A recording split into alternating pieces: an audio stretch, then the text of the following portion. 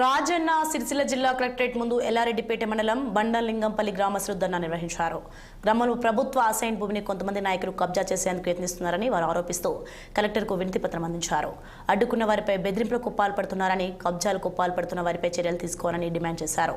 కబ్జా నుంచి భూమిని కాపాడాలని గ్రామస్తులు కోరారు. అలాగే ఐకేపీ సెంటర్ సబ్ స్టేషన్కు అట్టి స్థలాన్ని కేటాయించి గ్రామానికి ఉపయోగపడే విధంగా చూడాలని విజ్ఞప్తి చేశారు.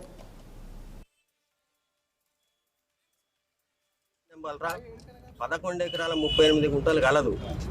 అట్టి భూమిని ప్రభుత్వ భూమి కాబట్టి కొందరు వ్యక్తులు అన్యాక్రాంతన చేస్తున్నారు కాబట్టి దాన్ని ప్రజల అవసరాల నిమిత్తం కొరకు దానికి ఐకేపీ సెంటర్ కావచ్చు, సబ్ స్టేషన్ కావచ్చు, ఇతర ప్రభుత్వానికి సంబంధించిన దానికి ఉపయోగించడానికి గ్రామ ప్రజలు బండలింగంపల్లి నుంచి కలెక్టర్ గారికి వినతి పత్రం ఇచ్చడానికి వచ్చిరు. తక్షణమే స్పందించి కలెక్టర్ గారు సక్షణమే స్పందించి అట్టి భూమిని గ్రామ ప్రజలకు చెందుతట్టు చేయగలరు. 15 రోజులు అన్యాక్రాంతన కాకుండా కాపాడగలరు. గతంలో కూడా 15 రోజుల క్రితము ఎల్లారెడ్డిపేట తహసీల్దార్ కూడా వినతి పత్రం ఇవ్వడం జరిగింది. ప్రభుత్వ భూమి 262 సర్వే నెంబర్ 11 ఎకరాల 38 గుంటలు గలదు.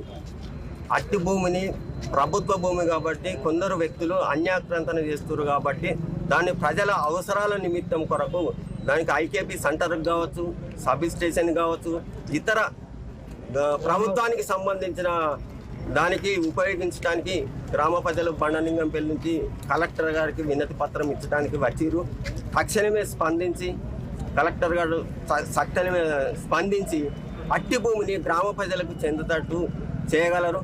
15 రోజులు అన్యాక్రాంతన కాకుండా కాపాడగలరు.